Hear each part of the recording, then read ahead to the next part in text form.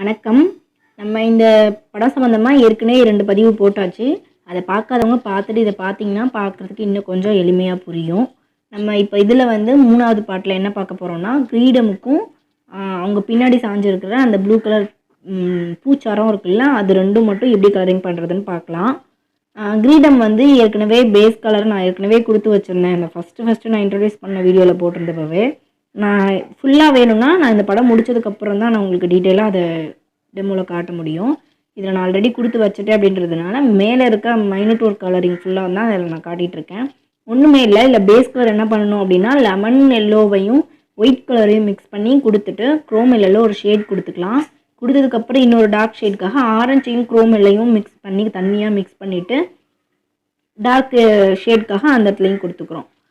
குடுத்துட்டு நம்ம வந்து இது வந்து டிராயிங்ல இருக்கிற லைன்லாம் ஃபுல்லா முடிச்சதுக்கப்புறம், மேல இருக்க அந்த சின்ன சின்ன லைன் போட்டுட்டுருக்கேன்ல, அதுவும் அந்த வளையத்துல இருக்கிற சின்ன சின்ன ரிங்ஸும் வந்து நம்மளா குடுத்துக்கிற டிசைன்ஸ் தான். அதில ஸ்டோன்ஸும் வச்சுக்கலாம், இந்த மாரியும் குடுத்துக்கலாம். நான் வந்து இந்த மாரி லைன்ஸ் மட்டும் யூஸ் பண்ணியிருக்கேன். அப்புறம் கீழ மட்டும் ஸ்டோன் ஒட்டிக்கலாம்னு சொல்லிட்டு செப்பரேட் பண்ணிட்டு, அந்த இடத்துல கிரீன் ஸ்டோன் வைக்க போறேன். இப்போ நம்ம வந்து ப்ரஷ்ல வந்து கிரிம்சன் ரெட் ஆல்ரெடி வச்சிருக்கோம் அப்படின்றதுனால அந்த ஏரியாவை நம்ம கம்ப்ளீட் பண்ணிட்டு கிரீன் கலரை கொடுக்கலாம்.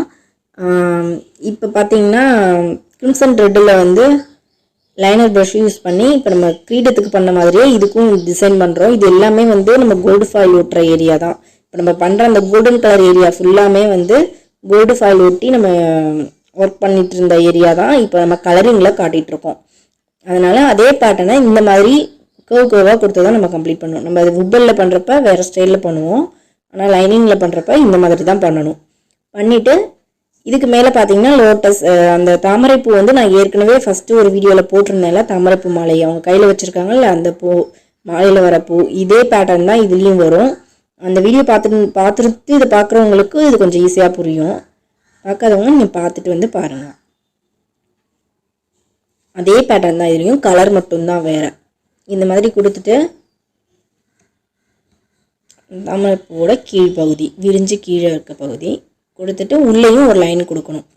அதில் கொடுத்தது போலவே இப்போ பார்த்தீங்கன்னா அந்த பூச்சரம் நமக்கு கலர் பண்ணலாம்.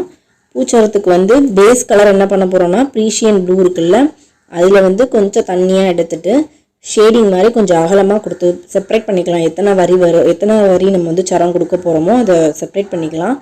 கொடுத்துட்டு அதை செப்பரேட் பண்ண அதே கலரை வந்து நம்ம பூவோட இன்னொரு பகுதி டார்க் ஏரியா ஷேடுக்கும் யூஸ் பண்ணிக்கலாம்.